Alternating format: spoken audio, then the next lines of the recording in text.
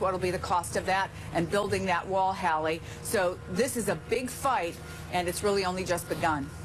And the other half of that fight, Chris, thank you much, is over where Casey Hunt is on Capitol Hill. Casey, we're hearing from Speaker Ryan now about this report, and it's frankly a different line, right, than what we're hearing from the Tom Prices and Mick Mulvaney's of the world.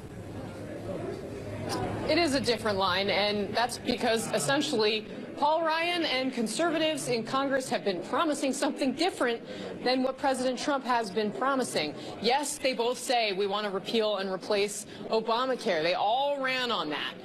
But when the rubber meets the road in this bill and as this CBO score has illuminated, the president also said, I want to do that without taking away people's coverage. And essentially what his advocates have gone out to do is to try to discredit that CBO score that says 24 million people are going to lose coverage. Now, the Speaker, Paul Ryan, has never made that argument in public. They talk about universal access. Yes, they talk about trying to drive down costs, but Republicans will admit privately, look, this bill is not, in fact, about expanding coverage. Now, it's a quick and easy way to put a Republican on the spot is to ask them, hey, does this bill reduce coverage or not? But that's what their defense is. Take a look at how Speaker Ryan framed it when he was pressed about it yesterday.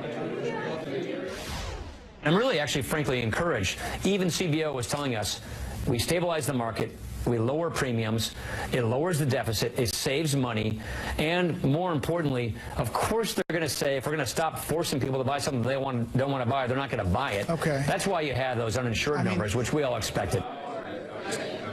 So that is a big part of their argument as well. They're saying, look, yes, we're taking away the individual mandate, so obviously there are going to be people who, if they're not forced to buy something, won't, and therefore the numbers will go down. But the reality is it's much more complicated than that, and a lot of these people, some 14 million of them, would be in Medicaid. That, of course, is not a situation where anyone is buying anything. They would simply no longer have the option to be in a federal program for people with low income. So there's a lot of nuance to all of these arguments here, Hallie. To say the least, Casey Hunt over on the Hill. Case, thank you. And while we're looking at Casey and listening to her, we're also listening in to Senator Chuck Schumer. There he is there. He's talking Affordable Care Act. He is with House Minority Leader Nancy Pelosi as well. The two of them essentially doing what they did about 18 hours ago when they came out after the Congressional Budget Office report was released and hammered it. You heard Nancy Pelosi essentially say, as we showed you at the top of the show, that Republicans should drop this bill if they have any decency, in her words. I want to bring in now Kelsey and Shannon here because, guys, we have Paul Ryan trying to, I don't want to say spin, but trying to put a positive light on this report, right? He is extremely encouraged by this, he says. But here's what Tom Price had to say this morning on the Today Show. Listen.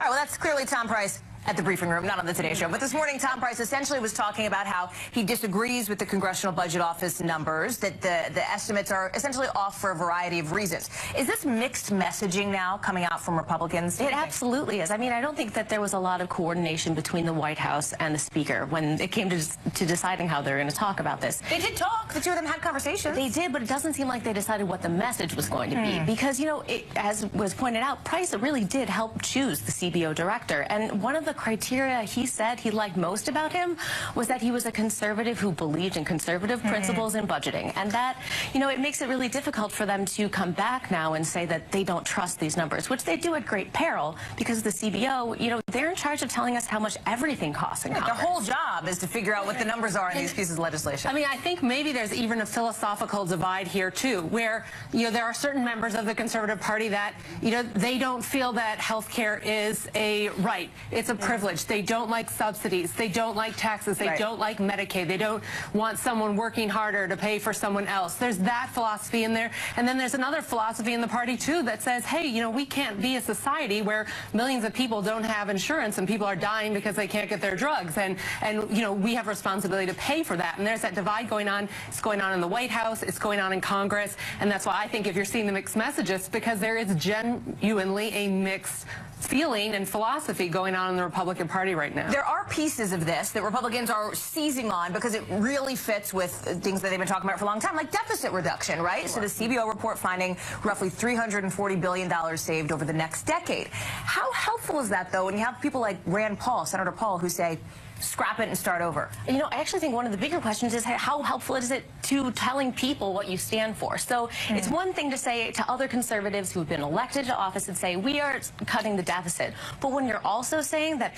premiums are going to go up through the next, the midterm elections, the next presidential cycle, and for some people, particularly older people, people who voted for Trump, that their premiums are going to go up through the next cycle after that. I don't know how voters are going to respond when they're losing coverage and paying more. So what happens next, Shannon? How do they go forward, right? Because the bottom line is Democrats, look, Chuck Schumer and Nancy Pelosi are up again right now, and they will be doing so probably every day for weeks, slamming this thing. Republicans are coming out. Tom Cotton, couldn't be a stronger voice saying this thing is not going to make it through the Senate. What are Paul Ryan and Mitch McConnell's options here? Well, and President Trump's options here, too.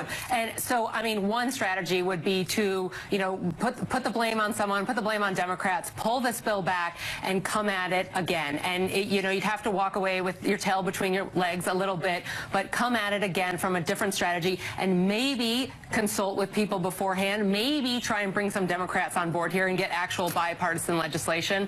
For the White House, though, I think the strategy forward is blame it on Paul Ryan. So you do blame think it on that's the what's going to House. happen? It's Ryan care, it's not Trump care. Well, he already said he doesn't want to call it Trump care, but I think you run the risk now if you've already seen Republican division on this, saying that Democrats had any real hand in this. Aside from that, the things that conservatives in the House want are not the same thing that would make it pass in the Senate. They want to get rid of essential health benefits and scale back, the Medicaid program, where you have a large number of senators who represent states where they've already done the Medicaid expansion, and they stand to see huge losses in coverage. They don't want to have to go home and stand at a town hall and have somebody say, this is your fault that I don't have care. There's also the other piece of this, which is that the White House and the president have made very clear that tax reform, for example, is not going to happen until health care gets done. Right. So if this takes a lot longer than expected, I think the calendar for Paul Ryan is something like April 10th to get it in through the Senate. Well, that is ambitious. That is fast. It's not just ambitious, it's because of the rules. So they can't actually start the process in Congress until they get this done, because they're both budget reconciliation bills, which is a really long, wonky way. I was going to say, oh my God, put it in English. Long and wonky way of saying that they just can't do it yet because they have to go one at a time. And the president keeps talking about this is a phase 3, and there's another piece of legislation that's going to come after this, and why aren't people talking about my phase 3? And I think that's because getting 2 pieces of health legislation passed in like 5 years is like finding a unicorn. Like, that is tough. Let alone finding 60 votes to pass one of the things he wants in phase 3. We are going to take a quick break, because when we come back, we want to go back out to weather. We're going to take it that massive nor'easter slinging sleet, snow, ice all across New England. Stick around.